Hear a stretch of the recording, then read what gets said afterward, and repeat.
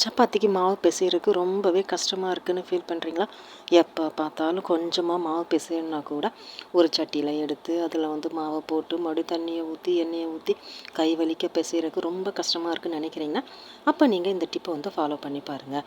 ஒரே ஒரு mixie jar எடுத்துக்கோங்க. அதில் உங்களுக்கு கொஞ்சமாக தேவையான அளவுக்கு மாவு ஆட் பண்ணிக்கோங்க. அது கூடவே கொஞ்சமாக சால்ட் ஆட் பண்ணிக்கோங்க. இது தூள் உப்பு ஆட் பண்ணிக்கோங்க. அது கூட கொஞ்சமாக தண்ணி ஆட் பண்ணிக்கோங்க தேவையான அளவுக்கு. அது கூடவே ஒரு 2 ஸ்பூன் இல்லை 3 ஸ்பூன் அளவுக்கு ஆயில் ஆட் பண்ணிக்கோங்க.